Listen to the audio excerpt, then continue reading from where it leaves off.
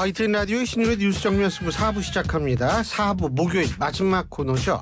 제가 앞서 소개해드릴 때 이 영화 제목이 있었어요. 저스티스 리그. 그렇습니다. 변호사 두 분과 함께 정의라는 단어보다도 상식을 좀 찾는 그런 시간이 됐으면 하는 바람을 갖습니다. 근데 이 제목이 저스티스 리그인데 두 분이 마스크도 안 쓰고 나왔어요. 이래도 되는 거예요? 네? 디즈니 시리즈였나요? 저스티스 리그요? 네. 그게 유명하죠. 네. 먼저 목소리 들으셨는데 제가 한 분씩 소개해드리겠습니다. 먼저 윤기찬 변호사 나와 계십니다. 어서 오십시오. 네, 안녕하세요. 윤기찬입니다. 예, 그리고 설주한 변호사십니다. 네, 안녕하세요. 처음 예. 뵙겠습니다. 다음 시간엔 좀 이렇게 뭐 마스크를 하시든지 아니면 뭐 치장을 좀 하시든지 하셔야 될 것 같아요. 저 그런 제목에 것도... 맞게 해야죠. 알겠습니다. 이게 뭐 우리가 이 시간엔 반드시 정치에 관련된 얘기만 하는 것은 아닐 거라고 저는 생각을 해요. 근데 네. 오늘 우리가 얘기할 부분은 정치권에 관한 얘기입니다.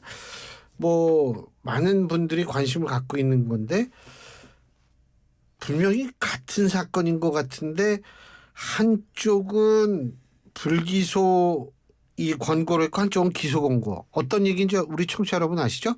바로 김건희 여사의 명품백 수수 문제.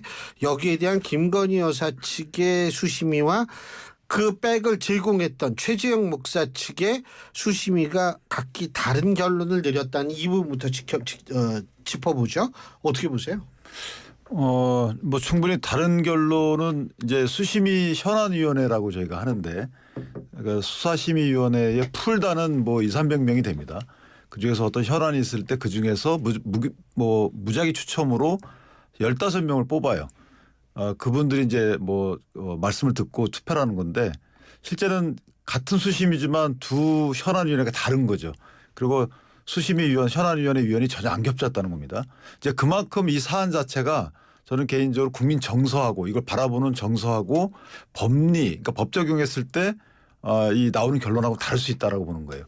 그래서 아마 수심위 결론이 다르게 나온 것 같은데 가장 아쉬운 부분은 일단 검찰이 조금 더 일찍 수심위에 올리지 않고 그냥 결정했으면 어땠을까라는 생각을 해요. 최재형 목사는 수심위를 계속 바랬지만 실제 김건희 여사에 대한 수심위는 직권상정이거든요. 이원석 총장이 직권상정했는데 그 당시에 직권상정할 때 멘트가 저는 개인적으로 이게 뭐가 안 맞다라고 생각했어요. 뭐냐면 이원석 총장이 수사팀의 수사에 대해서 평가를 이렇게 했죠. 사실관계 인정을 인정에 따른 증거 판단을 잘했다는 거예요. 거기다가 법리 판단도 잘했다라고 했어요. 그러면서 수심에다 다만 이제 변호사 입법 위반 여부, 알선수재 여부에 대해서 를 포함한 법리 판단을 수심에 한 번 더 받아보자 이렇게 올렸던 거예요.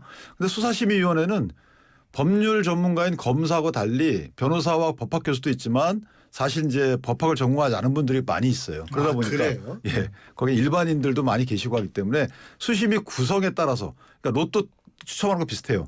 그러니까 추첨에 따라서는 법률 비전문가인 분들이 나와서 정서적인 판단할 여지도 없잖아 있는 거죠.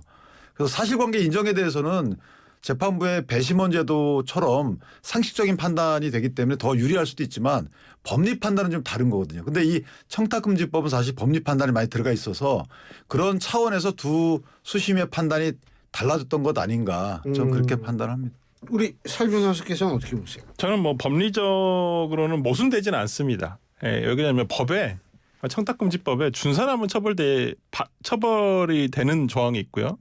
근데 배우자, 받은 공직자의 배우자는 이게 직무 관련성이 없으면 처벌받지 않는 규정이 있기 때문에 이걸 가지고 왜 이게 같은 사건인데 다르냐. 이게 모순되지는 않습니다만은 내용을 찬찬히 들여다보면 좀 많이 다르죠. 그러니까 김건희 여사 수심위 결정은 아예 그냥 직무 관련성이 없다라고 봤지만은 어제 그 최재형 목사 수심위에서는 직무 관련성이 있는 거 아니야?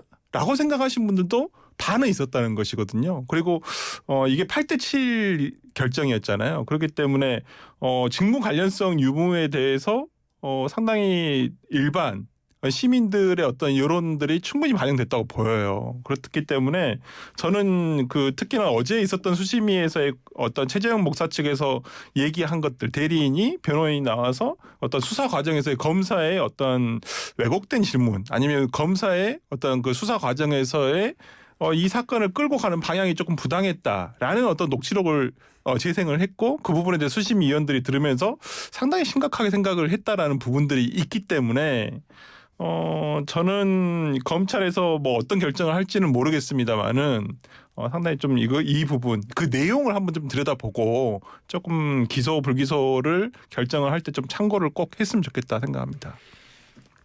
뭐 우리가 맨날 법은 상식이라고 그러는데 이게 상식이 아니라 지식으로 해석을 해야 되는 경우가 많아요.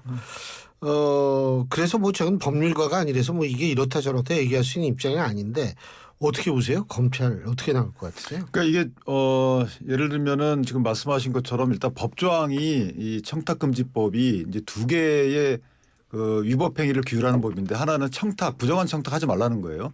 부정한 청탁은 본인 청탁 경우가 아니고 제3자를 위한 부정한 청탁은 무조건 다 걸립니다. 거기에 이제 대상자들은 법정돼 있고요. 그 다음에 이제 금품 수수를 금품을 주고받지 말라는 건데 예를 들면 직무 관련성이 있으면 금품 1원이라도 주고받으면 안 돼요. 그런데 직무 관련성이 없다 하더라도 한 번에 100만 원을 금품을 주거나 여기에 향응 접대 다 포함되는 겁니다.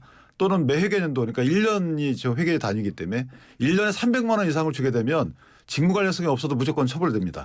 이게 이제 기본 법리예요. 그런데 주는 사람들의 경우에는 예를 들어서 금품 직무 관련성이 있든 없든 300만 원짜리 뭔가를 공직자한테 주면 이 사람 무조건 처벌받죠. 근데 공직자 배우자한테 주면 이게 처벌 조항이 없어요. 요게 이제 하나 문제가 있는데 이 배우자의 경우 배우가 받는 경우에는 처벌되지 않죠. 그런데 주는 사람에 대한 처벌 조항은 배우자한테 줘도 처벌된다는 조항이 있어요. 이거에 대한 이제 해석과 관련해서 아마 위원들끼리 의견이 엇갈린 것 같은데 검찰은 이걸 체계적으로 해석을 해야 된다. 이래서 받는 사람이 처벌되지 않는데 주는 사람이 처벌되면 문제가 있지 않느냐. 이게 이제 검찰의 입장인 것 같고 일부 그 심의위원 같은 경우에는 법 문헌상 해석을 해야 되는 거 아니냐 이런 취지인 것 같아요. 그래서 이 해석과 관련돼서는 저는 정서적인 문제하고 약간 다른 부분이 없지 않아 있는 거예요. 법이 완결되지 않았다라고 보는 거고요. 또 하나 이제 직무 관련성 이 부분은 사실은 이제 정서적인 부분이 많이 반영됩니다. 대통령에게 대통령 부인한테 뭔가 백을 줬다. 이게 과연 직무 관련성 있는 행위냐 받는 행위가 이거에 대해서는 국민들은 다 직무 관련성이 있다고 보겠죠 사실은.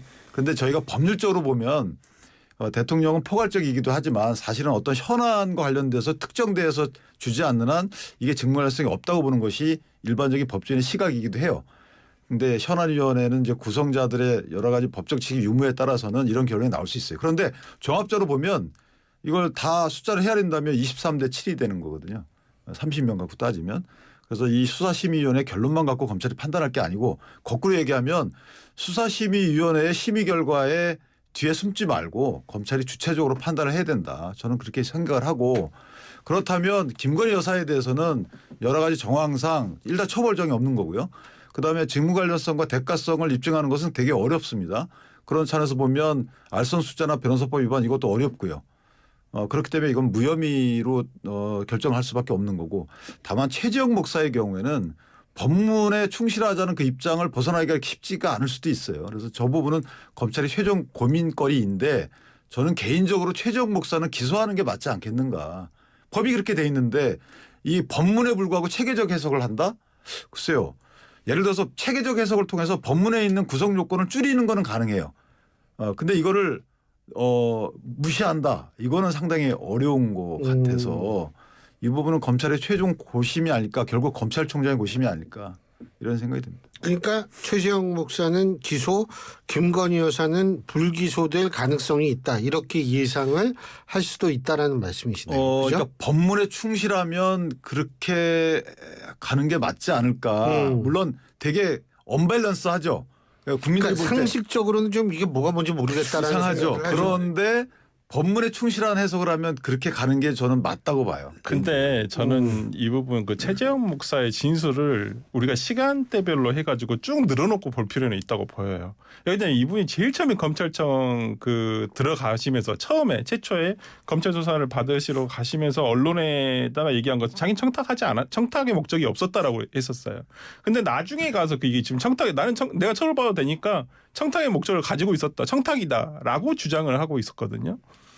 그러니까 말이 바뀌었다는 그렇죠. 거죠. 진술이 바뀐 부분도 있습니다. 그러니까 그런 부분도 고려는 해야 될 것 같아요. 그러니까 이게 나중에 자기가 처벌받아도 좋으니까 난 청탁이었다라고 얘기를 하는 부분이라고 한다면 이건 또 우리가 일반적으로 그냥 이 사건이라 김건희라는 최재형이라는 다 이름 지우고 그냥 A하고 B만 생각했었을 때는 수사기관에서는 그렇게 판단할 수도 있었을 것 같아요. 진술이 왔다 갔다 하는데 왜 처음에 이거 항상 우리가 진술은 최초의 진술에 더 신빙성을 둡니다. 예. 왜 그러냐면 수사 드라마를 보니까 그렇더라고요. 왜 그러냐면 후에는 여러 가지가 고려가 되거든요. 특히나 뭐 이 사건은 단순히 개인적인 문제는 아니잖아요. 어찌 보면 뭐 정치적인 목적, 정치적인 뭐 어느 측면에서의 뭐 이것이 가미되지 않았다라고 하면 그건 거짓말이라고 저는 생각하기 때문에 우리가 최재형 목사의 어떤 진술의 어떤 일관성도 한번 살펴볼 필요는 있는데 그런 점에서라면 저는 오히려 불기소하는 게 맞다 싶습니다. 본인이 처음부터 제일 처음에는 청탁이 아니라 그랬었어요. 그냥 뭐 그랬다 그러더라고요. 네, 그리고 이제 그 전에 뭐 김건희 여사, 그 윤석열 대통령 부부와의 관계에 있어서도 뭐 어떤 호의 관계가 더 맞아졌지 어떤 무슨 뭐 자기가 대가를 바라고 뭐 했다라고 보기에는 조금 힘든 부분도 있기 때문에 검찰로서는 아마 진술의 일관성이라든지 여러 가지를 판단을 해서 아마 판단하지 않을까 싶은데 제 생각에는 불기소가 맞지 않나 싶습니다. 근데 이게 이제 예. 저희가 이제 변호사다 보니까 이 제가 아까 모두에 말씀드린 것처럼 청탁금지법은 부정한 청탁을 해도 처벌받고 부정한 청탁 없이 금품을 줘도 처벌받아요. 그러니까 지금 이제 쟁점이 되는 거는 부정한 청탁을 하지 않았다 이런 부분은 제가 볼 때 크게 다툼은 없는 것 같아요.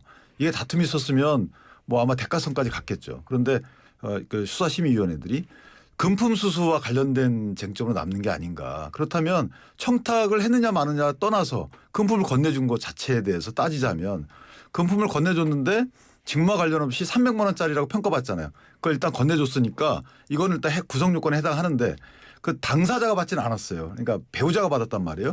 배우자가 받았을 때 이것도 물론 금지되지만은 배우자가 받았을 경우에 배우자는 처벌되지 않고 그런데 준 사람은 처벌 조항이 따로 있는 거예요. 해당 공직자 및 배우자한테 준 사람 이렇게 처벌 조항이 있거든요. 그러니까 이게 변호사님 말씀처럼 되게 법으로 보면 완결성이 없는 거기 때문에 법은 이상하지만 이미 처벌 구성 요건이 있다는 거죠. 그러니까 청탁과 상관없이 금품 수수와 관련돼서만 그렇기 때문에 최재형 목사에 대해서는 그 해당 조항을 애누리 없이 해석을 한다 그러면 사실은 처벌되는 게 맞아요. 기소되는 게 맞죠. 그래서 어떻게 나올지 저도 궁금한데 이걸 만약 기소 안 한다 그러면 또 엄청난 공격이 있을 것 같아요. 구성 요건이 버젓이 있는데 그거마저 무시하고 기소 안 했냐, 기소 의견이 아니냐. 글쎄요. 저는 그래서 이 부분은 그냥 검찰이 온전하게 법리상으로만 가는 것도 나쁘지 않겠다. 근데 제가 좀 아쉬운 부분은 이걸 우리가 청탁금지법에 한해서 제한을 해가지고 지금 우리가 검토를 하기 때문에 이런 문제가 나온다고 생각을 해요. 오히려 이런 부분에 저는 과거의 권익위에서의 권고 내용처럼 알선수재죄로 이 부분을 검토하는 게 맞다고 봅니다. 기본적으로. 왜 그러면 대통령의 둘의 차이가 뭐예요? 그러니까 하나는 대가성이나 뇌물이잖아요. 알선수재죄는 이제 뇌물에 관한 문제이고 뭐 청탁금지법은 뇌물죄가 안 되는 어떤 대가성이라든지 직무 관련성이 없는 부분에 우리가 보완적 입법이거든요. 기존에 예를 들어서 우체국 직원에게 야, 저 사람이 그 검찰에 꼭 어떻게 형사처벌이 되면 좋겠어 하면서 돈을 건네는 경우들이 있다고 쳐요. 그럼 우리가 그것을 공무원인데 우체국 직원하고 검찰 어떤 수사 직원하고는 다 틀리잖아요. 수사 공무원하고. 직무 관련성이 없는데 거기다가 목적을 뭐 어떤 민원인이 해서 줬을 때 이걸 어떻게 할 것이냐라는 부분에서 어떤 보완적 입법이거든요. 청탁금지법 자체가. 저는 그런 부분에서 이 사건을 단순히 청탁금지법으로 제한을 해가지고 검토하기 때문에 우리가 지금 이런 논리적 모순에 가깝게 보이는 어떤 문제로 이렇게 귀결되는 것이고 저는 알선수재죄라는 뇌물죄로 가게 된다면 저는 전혀 다른 문제라고 보여요. 특히나 뭐 그렇습니다. 지금 뭐 검찰에서 김건희 여사 측에서 얘기하는 것은 아니 최재형 목사가 부탁을 한 게 두 가지다. 무슨 뭐 미국에 있는 뭐 그 의원의 상원 의원에 대한 어떤 뭐 돌아가신 후에 뭐 그건 하더라도 뭐 국가자문위원회 선정을 해달라 그다음에 통일TV 재송출하게 해달라라는 것인데 저는 좋습니다. 통일TV야 뭐 그렇다 치고요. 근데 국가자문위원이라는 것은 그건 대통령의 직무 범위 안에 들어갈 수 있거든요. 예를 들어보면 얼마 전에 대통령의 측근이라고 불리어지는 주기한 씨라고 있어요. 지난번 총선에서 국민의힘 비례대표 순번 뒷쪽에 가니까 본인이 자진 사퇴하고 난 다음 날 바로 대통령 민생특보로 임명이 됐습니다. 원래 민생특보 자리 없었어요. 언제든지 국가자문위원회라는 자리를 만들어서 할 수가 있는 거였어요. 대통령은 그럴 권한이 있는 것이고요. 그렇기 때문에 이 부분에 대해서 단순히 야 국가자문위라는 자리가 어딨어 이렇게 얘기할 건 아니란 거죠. 저는 대가성이 없다. 그 부분은 직무 관련성 없다. 저는 이 부분은 조금 개연성이 떨어지고 오히려 이 부분이 모르겠습니다. 이번에 만약에 검찰에서 전부 다 불기소를 한다 손 치더라도 이게 몇 년 뒤에 그러니까 정부가 바뀌면 정권이 바뀌든 정부가 바뀌든 저는 이 부분 다시 수사가 될 거라고 봅니다. 근데 그 알선수재하고 변호사법 일반죄는 말씀하신 대로 공무원 사무에 대해서 이제 알선하거나 뭐 대가를 받고 알선하거나 아니면 부당한 청탁을 하는 건데 그 부분은 이제 검찰에서 쭉 그 수사를 다 했고요. 검토 안 한 것이 아니고 이전 수사심의위원회에서도 포함해서 다 심의를 했어요. 그래서 예를 들면 뭐 통일방송 송출재개 이런 부분은 전달된 시점이 다르다는 거고 그다음 아예 전달이 안 됐던 부분도 있고 이렇기 때문에 그 부분은 충분히 논의가 됐다. 저는 이렇게 알고 있습니다. 자, 딴 것도 간단하게 짚어야죠. 그 2년 구형 우리 설 변호사님은 예상을 했어요? 이재명 아니요. 대표에 대한 2년 구형?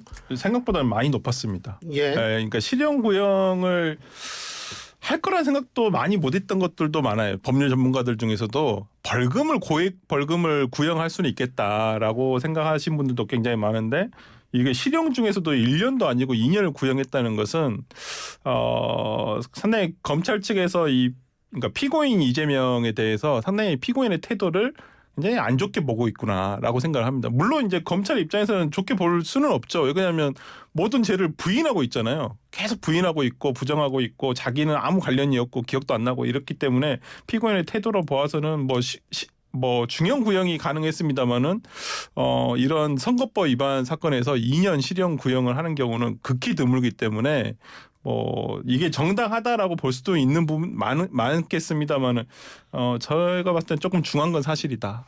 저는 그렇게 생각합니다. 일반적으로 볼 때요.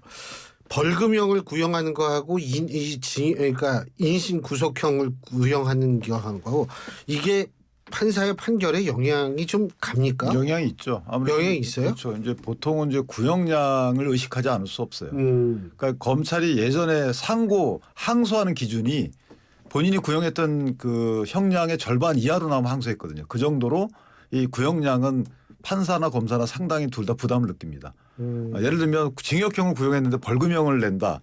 그러면 그 특별한 이유에 아마 써줘야 될 거예요. 그러니까 양형 기준상에 포함되는 징역형 구형인데 이거 양형 기준상의 범위 내에 포함하는 거거든요.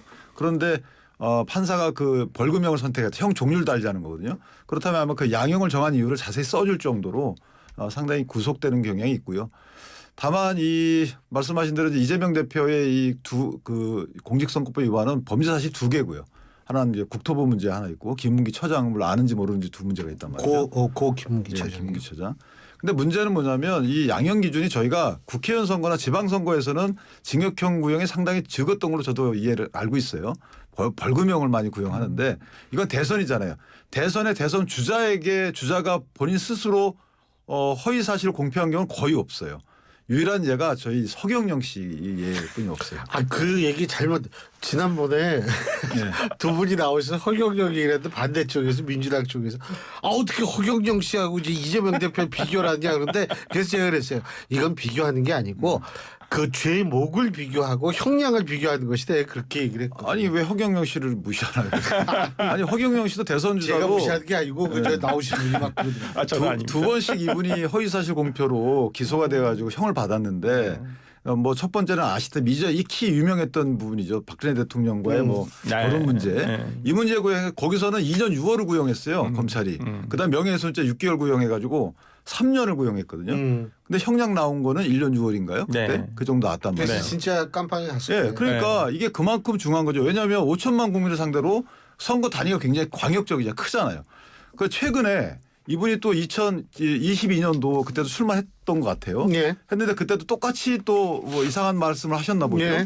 그러니까 거의 허위사실 유포로 공표로 구형이 나온 게 그때도 2년이었어요. 근데 형량은 집행유예 3년 나왔죠. 예. 이건 이미 확정이 됐어요. 예. 그러니까 자, 이 재판이 빨리 끝나는 것도 한번 대비되는 것도 예. 없잖아 있고 형량도 2년 구형했다는 거는 2년 6월 2년 구형했다는 거는 검찰의 자체 구형 알겠습니다. 그 기준이 있다는 거예요. 예. 그렇기 때문에 이재명 대표가 여기에 대해서 왜 이렇게 나한테 높이 구형이냐라고 따질 알겠습니다. 것이 아니고 예, 예. 무죄 받으시면 돼요. 예. 설 변호사님 다음 주에 한 번 더 드릴게요. 네. 오늘 말씀 여기까지 듣겠습니다. 고맙습니다. 네, 감사합니다. 예, 지금까지 윤기찬 변호사, 설주환 변호사 두 분과 함께했습니다. 대한민국 대표 트렌치